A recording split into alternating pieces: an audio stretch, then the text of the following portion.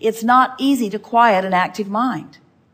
Sometimes you sit for a full 30 minutes before you actually manage to quiet your mind. And we teach the way to meditate is by feeling for a vibration or listening for a vibration. We wouldn't do mantras.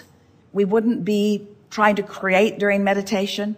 The whole point of meditation, if we were standing or sitting or lying in your physical body, would be to focus upon something like breathing or like the dripping of a faucet.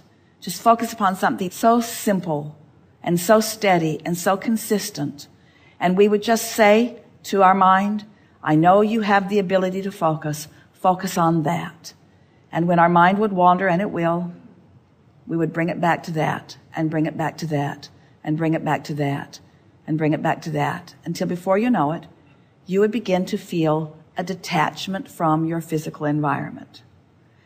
And the reason that you would begin to feel a detachment from your physical environment is because you are tuning into your inner world, where there is not sight, and there is not sound, and there is not smell, and there is not taste, and there is not touch.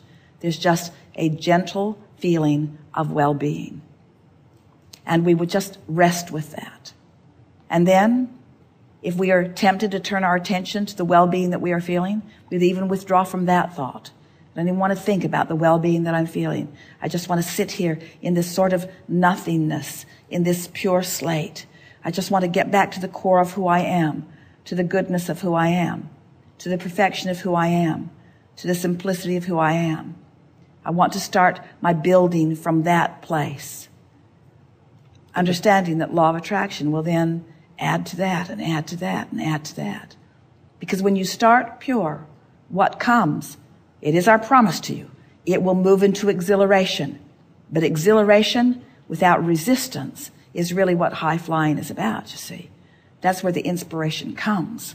That's where the music comes from. That's where the lyrics comes from. That's where the passion comes from. That's where the orgasm comes from.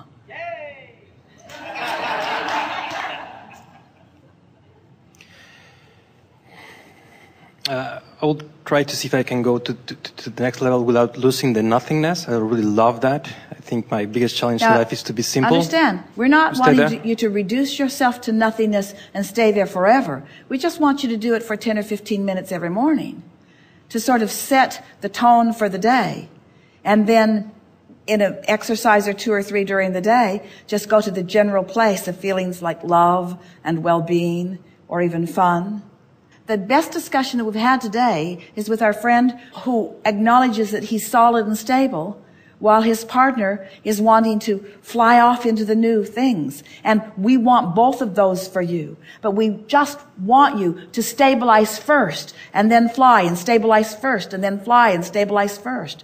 You can do this, you see. And the way we're describing it here sounds like one thing, but in real life it's something else altogether, isn't it? In real life, you wake up and one of your kids is in a bad mood. Or you wake up and you get a phone call, or you get an email, or something's off. Or you come on stage and the lights aren't the way you've practiced them for a couple of hours the day before. In other words, there's all kinds of things that happen that take you back. The question is, what do you do next? How fast do you find your recovery?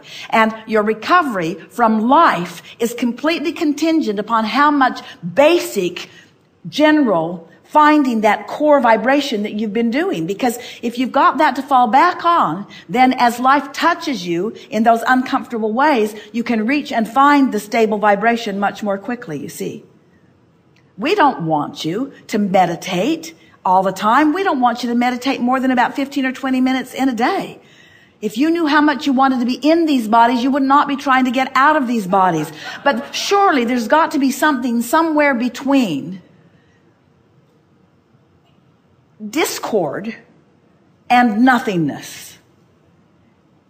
And we believe that if you start with as close to nothingness as you can and build outward, that instead of having discord, you'll have discord, you say.